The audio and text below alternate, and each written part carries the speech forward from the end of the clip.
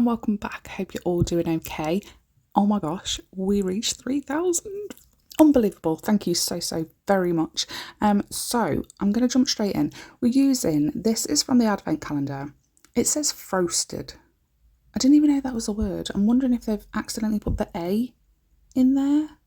FROASTED? Never heard of that word. I'm going to have to Google that. Bold white, or did I use perfect white? I can't remember what was on screen. And Ballerina Blush, which is also from the advent calendar. So we're going to do all blue on the thumbnail, and then we're going to use Ballerina Blush on the rest of the nails. So I just googled FROASTED, and it wasn't very insightful in the slightest. I don't know, it says something about it being like a German style of word for frosted, so maybe that's how it was pronounced and spelt years ago, and then it just turned into frosted. I don't know. Do you know? Can you let me know in the comments if it's just a spelling mistake or if it's actually a word, because I haven't got the foggiest. So I'm going to do, like I said, the blue on the thumb, the blush on the other four. They're all going to have 2 coats. And then once they are fully cured, I'm going to grab, it was perfect white, not bold white. So it's really hard to see actually the like the colour difference. I think I should have chosen either bold white or a more darker nude colour. But you can slightly see. So I've put like half of the nail at the top is white. So I want a straight line as possible, but it doesn't matter if it isn't super straight because we're going to cover the line anyway. And then, which finger is this? 2 seconds, let me get the nails. Okay, so the one that has the white on the top half is the middle nail, and this one is the index finger, but we're going to do the exact same thing to the index finger to the pinky nail as well. So literally everything is identical for those two. And this blue, don't really need 2 coats if you put it on with the detail brush, if you do the French with the detail brush. I did have to go in with 2 coats because I used the brush from the bottle, and obviously you splay you splay the bristles so it drags a lot of polish off and you're not putting as much on. But even with doing it all with the detail brush, even though you're putting on a bit more polish, it doesn't wrinkle. Well, mine didn't anyway. I don't know. Obviously, if you put too much on, it's going to wrinkle. The ring finger, we're going to do a cross or like the ribbon on a present. And then back to the middle one where we've done the white on the top half.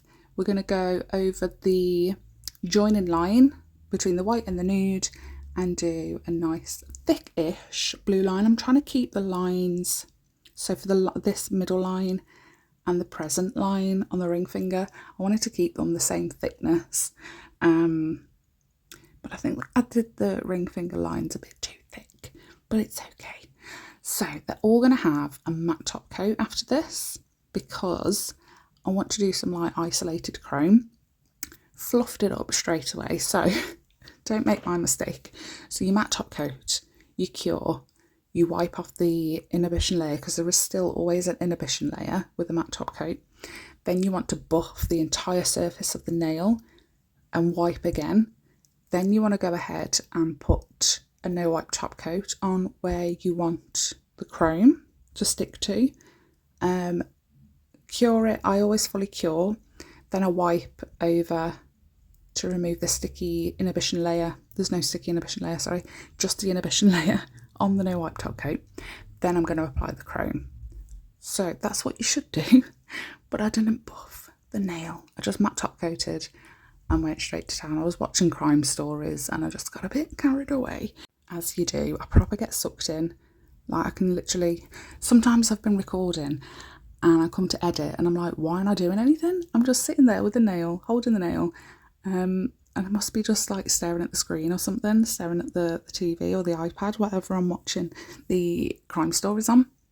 But yeah, if you just follow matte top coat, wipe, buff, wipe, no wipe top coat, cure, wipe, chrome. Then I went over with a base coat over the top of the chrome, just to make sure it's all sealed in. And then we can go ahead and do any more designs that we need to, or no wipe top coat or matte, whatever. So for the middle one, I'm trying to remember what I did with this one. I definitely did the chrome before I did the sweater.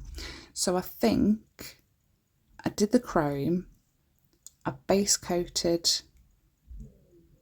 no I didn't, I matte top coated over the whole nail again instead of base coating over the chrome, because then once you've done the sweater nail and you pour the acrylic powder on, cure it, dust it off, if you wanted the chrome to be shiny, you can then go ahead and add a no wipe top coat just over the shiny, the chrome part, the blue line.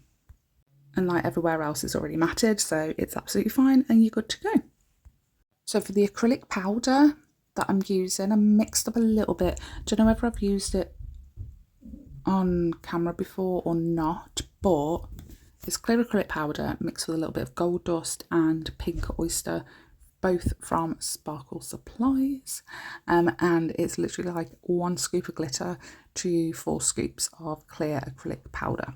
So now that most of like the base design is down, we can get on with the little details.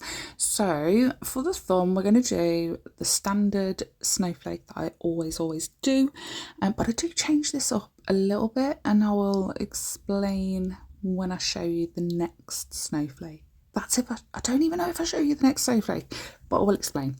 So we've done the dot in the centre, 2 dots above, 2 dots below, 2 dots either side, and then 1 dot for each of like the diagonal points. Then you want not really any polish on your brush, and just drag through from the centre, cover with clear acrylic glitter mix, give it a cure and dust off. And then for the index and the pinky, like I said, identical. So we've got the matte top coat on all of the nails already. I'm going to do a white smile line, try and keep it nice and neat. And then on the, well, that's curing, we're going to the ring finger, and we're doing a little bit of a bigger snowflake. So this is how I changed the other snowflakes to make them look all like this one a little bit. So we've done the centre dot like we did on the first one, but we've done 3 dots above, 3 dots below, 3 dots either side, and then 2 dots for each of the diagonal. Same thing though, hardly anything on your brush, start from the centre and drag out. And then on each of those dots, where the dots are, just flick them out a little bit towards the top, and doing that on all of the dots, apart from the very end one. And then you can sprinkle the clear acrylic glitter mix on that and give that a cure. So you know how I did the first one on the thumb, I didn't pull from the dots, so I went back. Even though I've sprinkled clear acrylic glitter and cured it, I can still go back and add those little flicks and sprinkle a bit more glitter acrylic over the top of it, and no one knows apart from you guys, because I just told you. So I'm going to do the same thing to the index and the pinky with the snowflake, but like the snowflake that was on the cross one, the ring one. So dot in the centre, 3 dots above, blah blah blah. But because I don't want it over the entire nail, I just want it on the blue part, so we have to do like half of it sort of thing. Do the flicks, clear acrylic, and because the white gel paint that we used on the smile line has no sticky inhibition layer, it doesn't need a top coat, we don't need to worry about the clear acrylic glitter stuff sticking to that after it's cured. It's fully cured and it is not sticky in the slightest, so we don't need to top coat it, and it stays shiny for us. So then all of the snowflakes are going to have a little tiny blue crystal in the centre of each, all different sizes actually. I think I used the same size, like a medium-ish size one on the thumb and the ring, and then a little bit smaller on the index, and then the smallest one on the pinky. And of course we are using MAKARTT's Rhinestone Glue Gel to secure them because it is the bee's knees. It's my go-to, you know that. It is awesome, and you can save 15% at MAKARTT using my code TLNR15, 30% at Madam Glam using code LittleNailRoom30, 10% at Born Pretty using code TLNR10. They'll be on the screen at some point in the video, and they'll always be linked in the description box down below as well. Some of them are affiliate links, helps pay the bills, you know, but yeah, everything will be linked in the description box down below. If you wanted to, you could always get a little bit of matte top coat on a detail brush and just go around the outside of the gems just to make sure that they're super secure, or if there's any like spillage, seepage of the MAKARTT Rhinestone Glue Gel on the matte nail and you don't want it to be shiny, just go around with a little bit of matte top coat. But they are done, and I hope you like this video. I hope you like the design. If you did, please do let me know what you think in the comments down below. We are just over a week until Christmas and I still haven't brought much. Oh my gosh, I need to crack on. Thanks so much for watching. Don't forget to hit like, and if you haven't already, please do consider subscribing, and I'll see you all in the next one. Bye.